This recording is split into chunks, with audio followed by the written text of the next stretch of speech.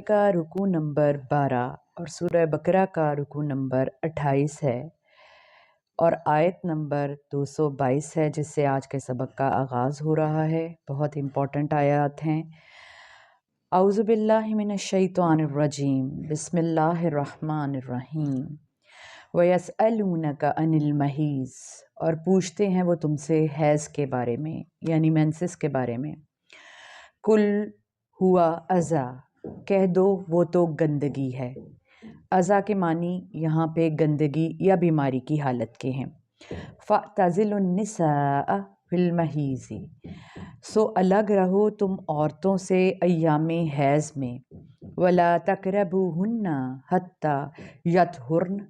और ना कुर्बत करो उनसे जब तक कि वो पाक ना हो जाएं। फ़इज़ा तताहरना, फिर जब वो खूब पाक हो जाएं। फ़अतूहुन्ना, तो जाओ उनके पास। मिन हैसु अमरकुमुल्लाह, जैसा कि हुक्म दिया है तुमको अल्लाह ने। इन्नल्लाहा युहिब्बुत तव्वाबीन, बेशक अल्लाह ताला पसंद करता है तौबा करने वालों को। व युहिब्बुल मुतताहिरीन, और पाकीज़गी इख्तियार करने वालों को से मोहब्बत रखता है। इस आयत में औरतों की एक ख़ास हालत यानी मेंसेस का ज़िक्र हो रहा है, जिसे बाज़ात माहवारी, हैज़ के अयाम और पीरियड्स भी कहा जाता है।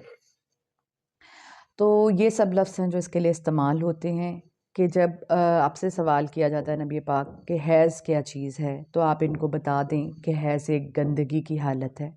ये ऐसे अयाम हैं जिनमें औरत जो है वो पाकीज़ा नहीं रहती बल्कि गंदगी की हालत में होती है। इसे एक बीमारी की हालत भी कहा जा सकता है, क्योंकि इसमें औरत जो है आम दिनों के निस्बत मुख्तलिफ़ हार्मोनल चेंजेस से गुज़रती है और वो काफ़ी अपने आप को थकन में और तकलीफ़ में महसूस करती है। इस वजह से इसको बीमारी की हालत भी कहा गया। तो और इन दिनों में अल्लाह ताला की ख़ास करम नवाज़ी है कि औरत को नमाज़ों की मुआफ़ी दे दी गई, यानी क़ज़ा नमाज़ें भी अदा नहीं करनी होंगी इन दिनों में। अगर आप औरतों को जो नमाज़ें उन पे फ़र्ज़ हैं हैज़ के दिनों की नमाज़ें उनको माफ़ हैं, उनकी क़ज़ा भी अदा नहीं करनी। अलबत्ता अगर आप रोज़ों के दरमियान में आपके हैज़ के दिन जो 7 से 10 तक हो सकते हैं या 3-4 से लेकर 10 तक हो सकते हैं, अगर रोज़ों की हालत में आप हालत हैज़ में हैं, तो जो रोज़े आपके उस वक़्त रह जाएंगे उनकी क़ज़ा आपको बाद के दूसरे दिनों में अदा करनी होगी। रोज़ों की माफ़ी नहीं है, उस वक्त आप अदा नहीं करेंगे, लेकिन साल के बाकी दिनों में आपको उनकी गिनती पूरी करनी होगी। तो ये तो वो अहकामात हो गए जो हैज़ के हिसाब से जानने औरतों के लिए ज़रूरी हैं। अब वो चीज़ें जो मर्दों के लिए भी जानना ज़रूरी हैं, वो भी है कि अल्लाह ताला ने इन दिनों में औरतों को उनकी बीमारी या तकलीफ़ की वजह से उनको ख़ास रियायत दी है। तो यहाँ पे इरशाद हो रहा है कि ऐसी हालत में जब औरतें अयामे हैज़ में हों तो अपनी औरतों के पास ना जाओ। अच्छा, पास ना जाओ में जो ख़ास तौर पे बताया जा रहा है, और ना कुर्बत करो उनसे तब तक जब तक कि वो पाक ना हो जाएं। हैज़ के जितने भी दिन हैं एक महीने में, अगर वो 6 दिन हैं, 7 हैं, 10 हैं, 3 या 4 हैं, जितने दिन भी किसी औरत को आते हैं जिसमें वो गंदगी की हालत में है, तो उन दिनों में मर्दों को उनके साथ मुबाशरत से मना किया गया है, क्योंकि ये पाकीज़गी की हालत नहीं है।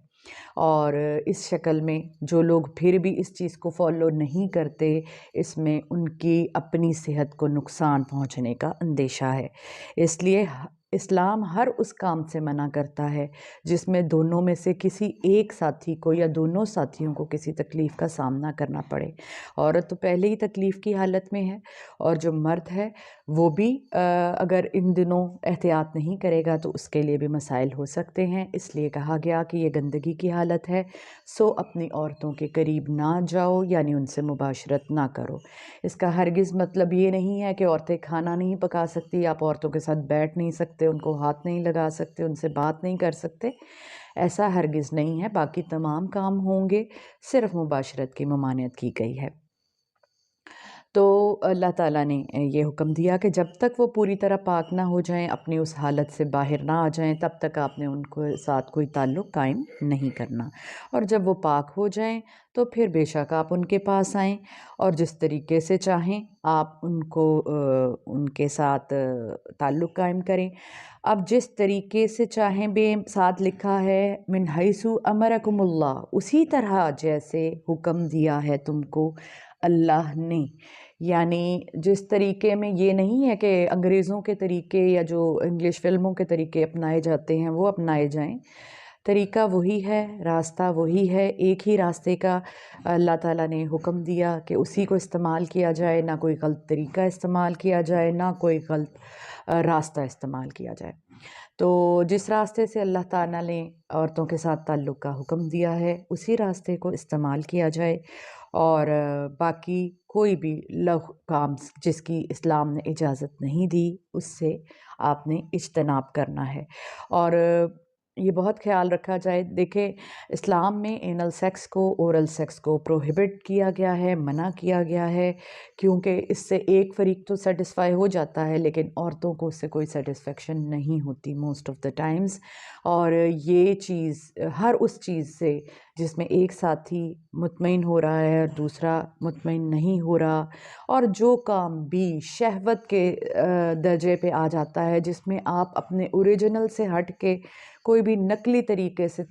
اپنی خوشی پوری کرنے کی کوشش کرتے ہیں، تو اس سے اسلام میں منع کیا گیا ہے۔ تو یہ سوال پوچھنا کہ یہ چیز جائز ہے یا اورل سیکس جائز ہے یا وہ اینل سیکس جائز ہے، تو ایسا بالکل نہیں ہے۔ یہ سوال یہاں پہ ممانعت ہے کہ جس طرح اللہ نے حکم دیا ہے اسی طرح اپنی بیویوں سے تعلق قائم کرو، وہ تم دن میں 3-4 دفعہ چاہو یا جس وقت مرضی چاہو، اس کی ممانعت نہیں ہے، لیکن راستہ ایک ہی ہے اور طریقہ ایک ہی ہے، چنانچہ اس چیز کا خاص خیال رکھا جائے۔ اور پھر آگے ارشاد ہو رہا ہے کہ بے شک اللہ تعالیٰ پسند کرتا ہے توبہ کرنے والوں کو اور دوست رکھتا ہے پاکیزگی اختیار کرنے والوں کو۔ اچھا، اب یہ کہا جا رہا ہے یعنی جو لوگ صفائی ستھرائی پسند کرتے ہیں، ان رستوں پہ چلتے ہیں جو اللہ نے بتائے ہیں۔ دیکھیں اللہ تعالیٰ نے بھی میاں بیوی کو ایک دوسرے سے اطمینان حاصل کرنے کے طریقے بتائے ہیں، لیکن اس کا ایک خاص طریقہ ہے، اس کے علاوہ نہیں۔ اللہ تعالیٰ کہہ رہا ہے جو اللہ سے ڈر کے ہر کام کرتے ہیں، سیدھے رستے پر چلتے ہیں، اللہ تعالیٰ ان کو پسند کرتا ہے، ان کو دوست رکھتا ہے، اور اللہ تعالیٰ تمام پاکیزگی اختیار کرنے والوں کو پسند رکھتا ہے اور ان کی توبہ کو قبول کرتا ہے۔ تو اگر ہم نے ہمارے لیے رول ماڈل کون لوگ ہیں؟ وہی لوگ جو اللہ تعالیٰ کو پسند ہیں یا جو اللہ پاکیزگی اختیار کرتے ہیں، اور جو طریقے انہوں نے اپنی زندگی میں گزارے، ہمارے نبیوں نے، پیغمبروں نے جو طریقے اختیار کیے اپنی زندگی میں، اس لیے ہم نے بھی انہی کے بنائے ہوئے طریقوں کو اختیار کرنا ہے۔ اللہ تعالیٰ ہمیں صحیح طور پہ قرآن پاک کو پڑھنے، سمجھنے اور اس پر عمل کرنے کی توفیق عطا فرمائے۔ نمبر 223 ہے جس میں ارشاد ہو رہا ہے نساؤکم حرث لکم، تمہاری عورتیں کھیتیاں ہیں تمہارے لیے، فأتوا حرثکم انا شئتم، سو جاؤ اپنی کھیتی میں جس طرح چاہو، وقدموا لانفسکم، اور آگے کی تدبیر کرو اپنے واسطے، واتقوا اللہ، اور ڈرو اللہ سے، واعلموا، اور جان لو، انکم ملاقوہ، کہ یقیناً تم اس سے ملنے والے ہو، وبشر المؤمنین، اور خوشخبری دے دو اے پیغمبر ایمان والوں کو۔ اس آیت میں ارشاد ہو رہا ہے کہ تمہاری عورتیں تمہاری کھیتیاں ہیں۔ اکثر عورتیں اس بات کو مائنڈ کر لیتی ہیں کہ جی ہمیں کھیتیاں کیوں کہا گیا، کہ ہم کوئی گھاس پھوس ہیں، شاید ہمیں اس لیے منشن کیا گیا۔ حالانکہ کھیتی کی قدر جو ہے وہ کسی کسان سے پوچھی جائے، زمین کی کیا اہمیت ہے اور اس پہ کاشت کی کیا اہمیت ہے، یہ وہ کسان جانتا ہے۔ زمینوں کے لیے لوگ تو اپنی جانیں قربان کر دیتے ہیں، اتنی اہمیت ہوتی ہے زمینوں کی۔ تو کھیتی وہ ہے جو انسان کو فائدہ پہنچاتی ہے ہر طریقے سے۔ تو اس لیے اس میں کوئی ایسی بات نہیں ہے۔ یہاں پہ یہ کہا گیا ہے کہ عورتیں تمہاری سیر گاہیں نہیں ہیں کہ تم صرف ان میں آؤ اور سیر کر کے تفریح کر کے چلے جاؤ، تمہارا تفریح کا سامان نہیں ہے، بلکہ تمہاری لیے کھیتی کی طرح ہیں جو تمہیں فائدہ پہنچاتی ہے، تمہاری نسل کو پروان چڑھاتی ہے۔ تو اس لیے یہاں عورتوں کو ویلیو بڑھانے کے لیے اللہ تعالیٰ نے ان کو کھیتی کہا گیا کہ ایسی چیز ہیں جو تمہارے نسل بڑھانے کا کام کریں گی اور تمہارے لیے ان میں فائدہ ہی فائدہ ہے۔ آگے ارشاد ہو رہا ہے تو سو جاؤ اپنی کھیتی میں جس طرح چاہو، ٹھیک ہے، جس طرح چاہو میں یہاں پھر وہی بات آ جاتی ہے، جس طرح چاہو سے لوگ یہی سمجھتے ہیں کہ پتہ نہیں ہر طریقے سے اس کو ہم یوز کر سکتے ہیں، ہماری بیویہ جی ہم ہر اپنا دل کی جو خواہش ہے وہ اس کے ساتھ پوری کریں گے، ایسی بات نہیں ہے۔ کھیتی میں جس طرح چاہو، یعنی جس وقت تم اپنی بیگم کے ساتھ اپنے سکون حاصل کرنا چاہتے ہو تم کر سکتے ہو، اس کے لیے وقت کی ممانعت نہیں ہے، لیکن وہی بات کہ طریقہ وہی ہے جو اللہ نے بتایا، راستہ ایک ہی ہے، طریقہ ایک ہی ہے، آپ نے اس میں کوئی تبدیلیاں نہیں کرنی، خود سے بنائی ہوئی چیزیں نہیں کرنی، وہی دیکھنا ہے جو ہمارے بڑے اور اللہ سے ڈرنے والے لوگ جو طریقہ کار اختیار کرتے رہے ہیں۔ صرف نفسانی خواہشات میں گھر کے اور صرف خود کو مطمئن ہی نہیں کرتے رہنا، اللہ تعالیٰ نے بیوی کے ساتھ تعلق کو نسل بڑھانے کا طریقے کے لیے رکھا ہے اور اس کے لیے وہی رستہ ہی اختیار کرنا ہے۔ تو آگے یہی لکھا ہے، اور آگے کی تدبیر کرو اپنے واسطے، آگے کی تدبیر کرو یعنی اپنی نسل بڑھانے کے بارے میں سوچو۔ صرف یہ نہیں ہے کہ یہ صرف اپنی شہوت رانی کے لیے عورت کو آپ استعمال کریں اور نسل بڑھانے کے بارے میں آپ سوچیں ہی نہ، آپ کہیں کہ جی ہمیں نہیں بچے چاہیے، اس قسم کی باتیں بھی اکثر لوگ کرتے ہیں۔ تو اس قسم کی باتیں یہ جو ہے یہ بہت بڑا گناہ کے زمرے میں ہی آتی ہیں، کہ یہ تعلق اللہ نے جس لیے بنایا دونوں کی خوشی کے لیے، دونوں کی راحت کے لیے، تو اس سے اپنے اگلے مستقبل کی فکر کرو اور اگلی نسل پیدا کرو اور اس کے بعد اس کی اچھی تربیت کرو، اسے اچھا مسلمان بناؤ اپنی اگلی نسل کو، کیونکہ یہی ہے جو اگلی نسل ہوگی جو تمہارے لیے آگے کے بھی فائدے کا باعث بنے گی۔ اگر تم اچھی نسل پیدا کر دیتے ہو، اپنی نسل بڑھانے کے لیے دنیا میں بچے تو لے آتے ہو لیکن ان کی صحیح تربیت نہیں کر پاتے یا ان کو اچھا انسان نہیں بنا سکتے، انہیں قرآن سے آراستہ نہیں کر سکتے، تو پھر اس نسل بڑھانے کا کوئی فائدہ نہیں ہے۔ اس لیے اس عمل کے ذریعے، عورتوں کے ساتھ تعلق کے عمل کے ذریعے، جس طریقے سے جب تم بچے پیدا کرو تو وہ تمہاری اگلی زندگی میں اگلے مستقبل کے لیے تو صدقہ جاریہ ہونے چاہیے۔ وَاتَّقُوا اللَّهَ وَاعْلَمُوا، اور ڈرو اللہ سے اور جان لو کہ یقیناً تمہیں اللہ کے حضور پیش ہونا ہے۔ بات یہ ہے کہ دنیا میں آپ خود کو مطمئن کرنے کے لیے جو مرضی رستے اختیار کر لیں، جو مرضی غلط طریقہ کار اختیار کر لیں، یہ کبھی مت بھولو کہ ایک دن تمہاری پیشی اللہ کے آگے ہونی ہے، یعنی اس جج سے تم بچ نہیں سکتے، اس کے سامنے تمہارا کیس پیش ہونا ہی ہونا ہے۔ کوئی بھی ایسا طریقہ اختیار نہ کرو جس سے تمہیں اللہ کے حضور شرمندگی کا سامنا کرنا پڑے، اور خوشخبری دے دو اے پیغمبر ایمان والوں کو۔ ایمان والوں کے لیے خوشخبری ہے، جو اللہ کے بتائے ہوئے رستوں پہ چلتے ہیں ان کے لیے اے پیغمبر خوشخبری ہے۔ اگر وہ اپنے نفس پہ قابو کر کے رکھتے ہیں، اپنے آپ کو اللہ کے بتائے ہوئے طریقوں پہ چلاتے ہیں، تو ان کے لیے اللہ تعالیٰ نے خوشخبری دی ہے کہ ان کے لیے بخشش ہوگی۔ آیت نمبر 224 ہے، وَلَا تَجْعَلُوا اللَّهَ عُرْضَةً لِأَيْمَانِكُمْ، اور مت بناؤ اللہ کے نام کو حیلہ اپنی قسموں کے لیے، یعنی کہ جو لغو قسمیں آپ لوگ کھاتے ہو، ہر بات میں اللہ کے نام کی قسم کھاتے ہو، تو ایسا نہ کرو، یہ بہت غلط عمل ہے۔ ان تبرو، اس طرح کہ قسم کھاؤ اللہ کی کہ تم نیکی نہ کرو گے، وَتَتَّقُوا، پرہیزگاری کے کام نہ کرنے کی، وَتُصْلِحُوا، اور صلح نہ کرانے کی، بین الناس، لوگوں کے درمیان، واللہ سمیع علیم، اور اللہ ہر بات کا سننے والا اور سب کچھ جاننے والا ہے۔ یعنی بعض لوگوں کو عادت ہوتی ہے کہ وہ چھوٹی چھوٹی بات پہ قسم کھاتے ہیں، تو یہاں پہ کہا جا رہا ہے کہ آپ کبھی غلطی سے بھی اس طرح کے کام کی قسم نہ کھاؤ کہ میں آئندہ سے کبھی پرہیزگاری کے کام نہیں کروں گا، یا کبھی کسی میں دو لوگوں میں صلح نہیں کراؤں گا، یا میں کبھی کوئی نیکی کا کام نہیں کروں گا۔ موسٹلی ایسا ہوتا ہے کہ جب ہم کسی کے ساتھ نیکی کرتے ہیں اور ہمیں اس کا اس طریقے سے ریوارڈ نہیں لوگوں سے ملتا، جو کہ لوگوں سے نہیں ملتا، ہماری یہ توقع کرنا ہی لوگوں سے غلط ہے، لیکن ہم انسان ہیں، جب ہم کوئی نیکی کرتے ہیں ہمیں فوراً اس کے ریوارڈ کی توقع لگ جاتی ہے کہ اب ہم نے اس کے ساتھ اچھائی کی ہے، یہ بھی بدلے میں ہمارے ساتھ اچھائی کرے گا، اور اگر نہیں کرتا تو بس یہ فیل ہے اور اب ہم نے آئندہ اس کے ساتھ نیکی نہیں کرنی۔ تو لوگوں میں ہم صلح کراتے ہیں، صلح نہیں ہو پاتی، بدلے میں ہمیں ذلت ملتی ہے، تو اب ہم کہتے ہیں کہ جی اب تو ہم یہ کام کریں گے ہی نہیں، کبھی کسی کے درمیان صلح کروائیں گے نہیں، ہمیں قسم ہے اپنے اللہ کی ہم یہ کام نہیں کریں گے۔ تو یہاں اس آیہ مبارکہ میں یہی فرمایا جا رہا ہے کہ ایسا عمل مت کرو کہ تم کسی بھی نیک اور اچھے کام کو کرنے کے لیے اللہ کی قسم کھا لو، کیونکہ اللہ تعالیٰ تمہاری ہر بات کا سننے والا اور جاننے والا ہے، تو تم جو ہے ایسا کوئی کام نہ کرو جس سے اللہ جو ہے وہ ناراض ہو۔ آگے کہا جا رہا ہے لا یؤاخذکم اللہ باللغو فی ایمانکم، نہیں مواخذہ کرتا اللہ تمہاری لغو قسموں پر، ولیکن یؤاخذکم بما کسبت قلوبکم واللہ غفور حلیم،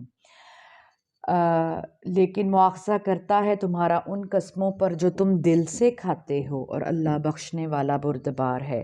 یعنی اللہ تعالیٰ فرما رہے ہیں یہاں پہ کہ اگر کوئی آتا نہیں کہہ رہا اللہ کی قسم میں نے ایسا نہیں کیا، اللہ کی قسم میں نے ایسا نہیں کیا، یعنی اس کو بہت زیادہ عادت ہو گئی ہے، اگرچہ غلط بات ہے کہ کسی بھی جو ہے اتنی مبارک ہستی کی قسم کو آپ روٹین میں کھانا شروع کر دیں، لیکن اللہ تعالیٰ پھر بھی فرما رہے ہیں کہ جو لغو قسمیں یا عادتاً قسمیں کھاتا ہے اس بندے پہ اللہ تعالیٰ اس کی پکڑ نہیں کرتا، لیکن جو دل سے تم قسم کھاتے ہو کہ میں قسم کھاتا ہوں اللہ کی کہ میں آئندہ یہ کام نہیں کروں گا، اس پہ اللہ تعالیٰ تمہاری پکڑ کرے گا اور اس پہ تمہیں اس کا ہرجانہ یا فدیہ ادا کرنا ہوگا، اور اللہ تعالیٰ بہت بخشنے والا اور بردبار ہے۔ اور قسم کو توڑنے کا کفارہ کیا ہے؟ اگر تم قسم کوئی کھا لیتے ہو، مطلب کوئی ایسی قسم کھا لیتے ہو جو تمہیں نہیں کھانی چاہیے تھی، جیسے پرہیزگاری کے نام کام نہ کرنے کی قسم کھا لی، یا کوئی بھی قسم کھا لی اور اب تم اسے توڑنا چاہتے ہو، تو اس قسم کا کفارہ کیا ہے کہ یا تو تم 10 مسکینوں کو کھانا کھلاؤ گے، یا 10 دن کے روزے رکھو گے، یا تم 10 مسکینوں کو کھانا کھلاؤ گے، یا پھر 10 مسکینوں کو کپڑا پہناؤ گے، یا پھر 3 دن کے روزے رکھو گے، یا ایک غلام آزاد کرواؤ گے۔ یہ چاروں طریقے قسم کو توڑنے کا ہرجانہ ہے۔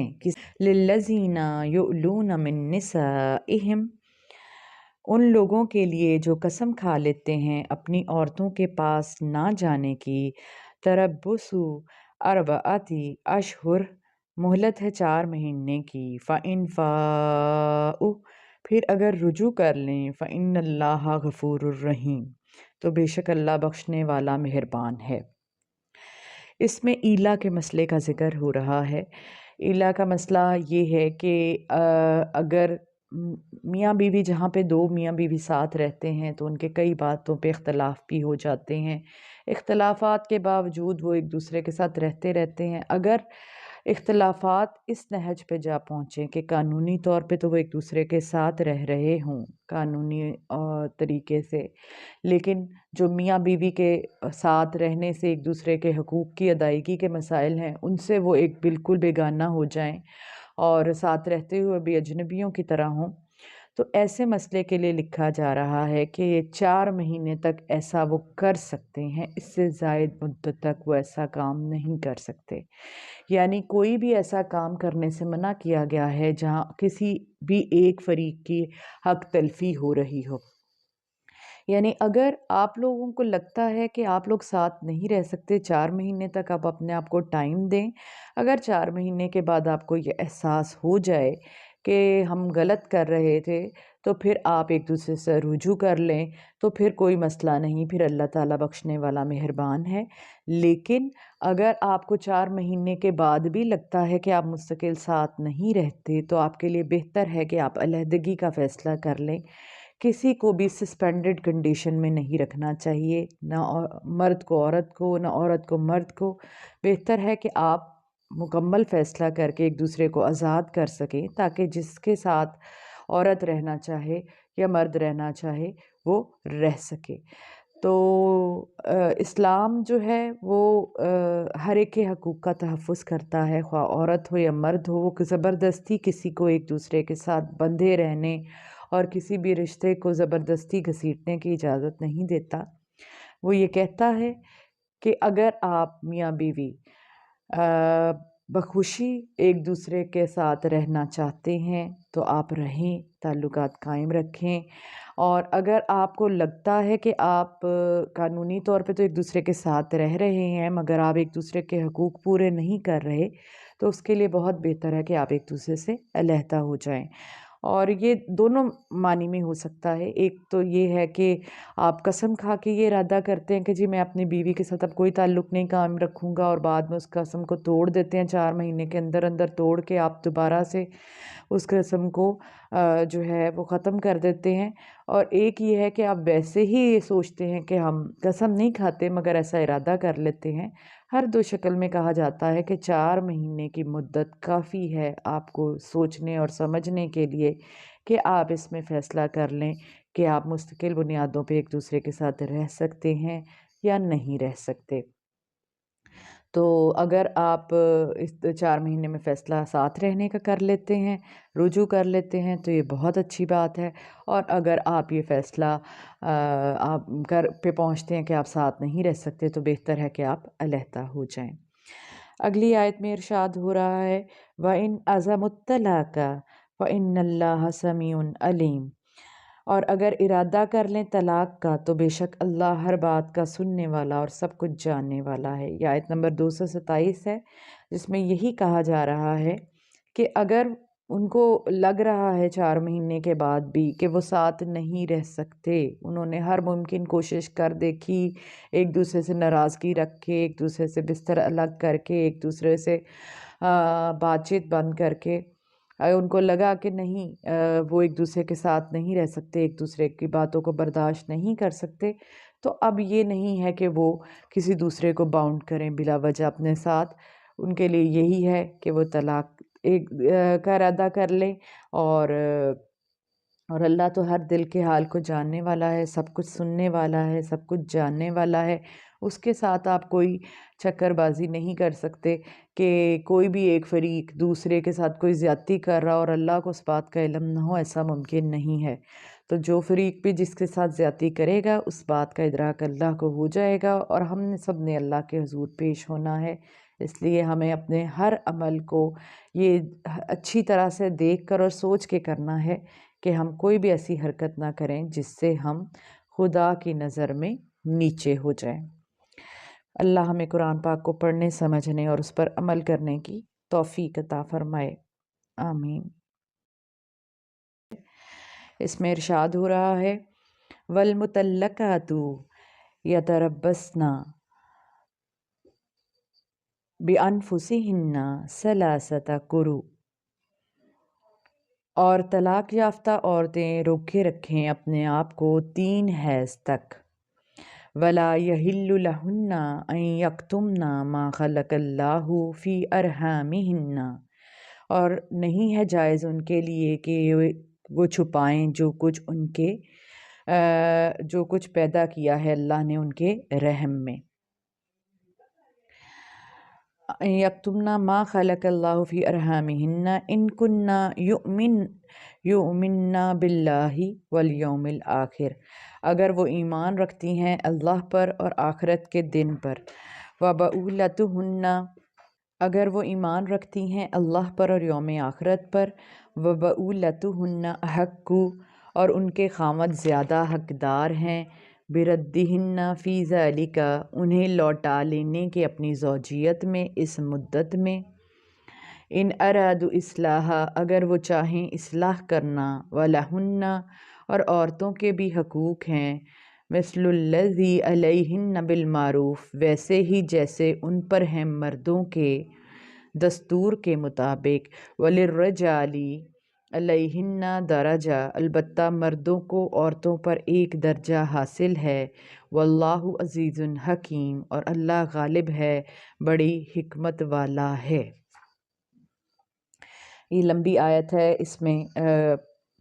اس پارٹ میں بتایا جا رہا ہے کہ اگر طلاق یافتہ عورتوں کو طلاق ہو گئی ہے یا وہ بیوہ ہو گئی ہیں، دونوں شکلوں میں، یہاں بیوگی کا تو نہیں انہوں نے لکھا، لیکن عام طور پہ یہ کنڈیشن دونوں صورتوں میں ہوتی ہے کہ طلاق یافتہ عورتیں اپنے آپ کو روکے رکھیں 3 حیض تک، یعنی جب عورتوں کو طلاق ہو گئی تو طلاق کے بعد بھی عدت واجب ہوتی ہے، اور جو ہے جب آپ کا شوہر فوت ہو جاتا ہے تب بھی آپ پہ عدت واجب ہوتی ہے، اور روک کے کب تک رکھنا ہے اپنے آپ کو؟ 3 حیض تک، 3 حیض تک روکے رکھنا ہے، یعنی کہ 3 مینسز ہو کر آپ فارغ ہو جائیں تو یہ مدت ہے آپ کی عدت کی، جس میں یہ مدت کیوں رکھی گئی؟ کیونکہ اتنی دیر میں اگر کوئی عورت حاملہ ہے تو اس کا حمل واضح ہو جائے گا، اور اگر وہ حاملہ نہیں ہے تو بھی پتہ چل جائے گا، تو یہ عرصہ ہے کہ وہ فوری طور پہ نکاح نہیں کر سکتی۔ اگر ایک عورت کو طلاق ہو گئی ہے تو طلاق کے فوراً بعد وہ نکاح نہیں کر سکتی، اور اگر اسی طرح ایک عورت کا شوہر فوت ہو گیا تو بھی وہ فوری نکاح نہیں کر سکتی۔ اس کے لیے یہ مدت ہے کہ 3 حیض تک وہ خود کو روک کے رکھے گی۔ پھر آگے ارشاد ہو رہا ہے، اور نہیں ہے جائز ان کے لیے یہ کہ چھپائیں وہ جو کچھ اللہ نے پیدا کیا ہے ان کے رحم میں۔ تو اس کے پیچھے حکمت جو عدت کے پیچھے ہے وہ بیسکلی تو یہی ہے کہ ان کے رحم میں اگر کوئی بچہ ہے یا تو جب تک وہ اسے ڈیلیور نہیں کر لیتی وہ کسی اور کے ساتھ شادی نہیں کر سکتی۔ جو عورت واقعی پریگننٹ ہوگی اس کی مدت بچے کی ڈیلیوری تک ہے، تب تک وہ کسی اور مرد سے شادی نہیں کر سکے گی جب تک کہ وہ اس کو ڈیلیور نہیں کر دیتی،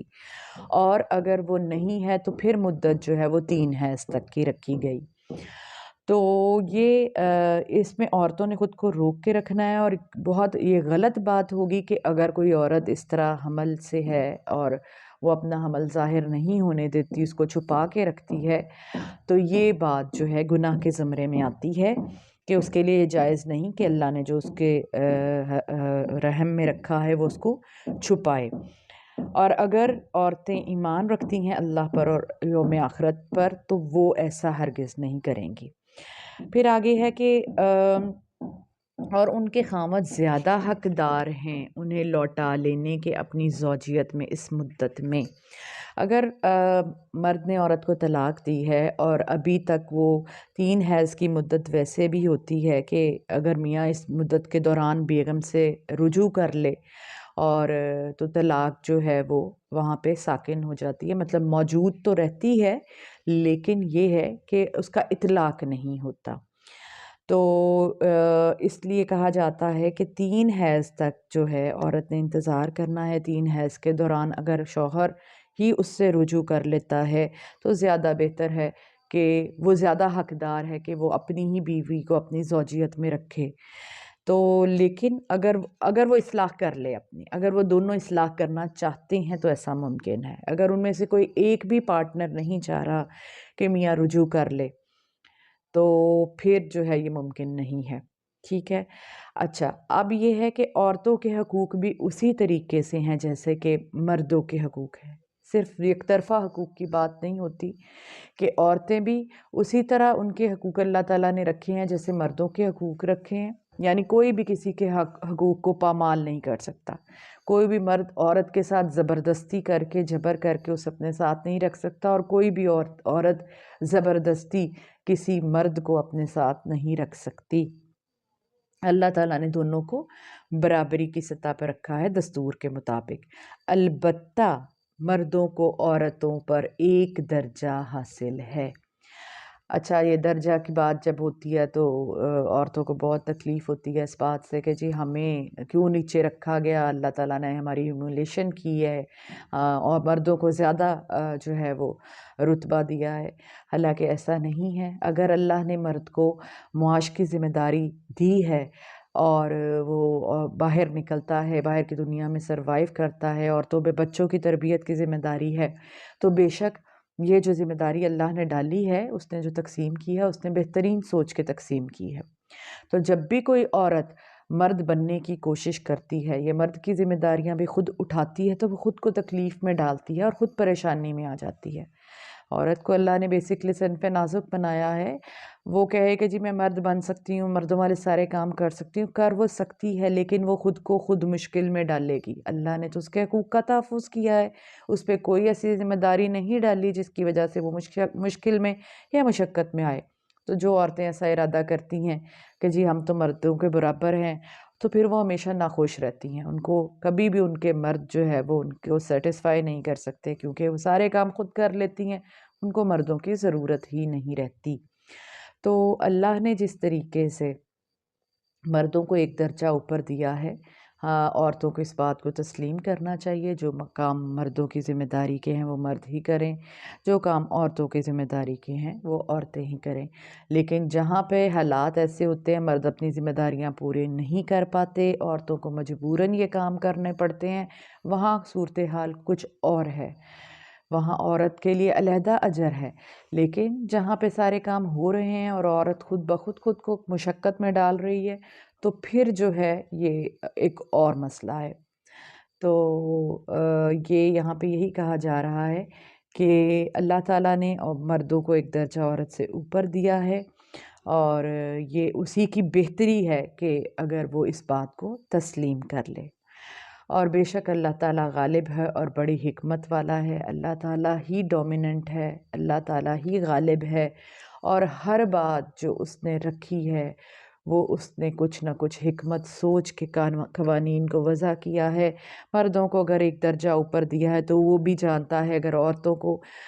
جو ذمہ داریاں دی ہیں ان کے بارے میں بھی وہ جانتا ہے، اس لیے بہتر ہے کہ جس طرح اس نے چیزوں کو رکھا ہے ہم اسی پر عمل کریں۔ اللہ ہمیں قرآن پاک کو پڑھنے، سمجھنے اور اس پر عمل کرنے کی توفیق عطا فرمائے، آمین۔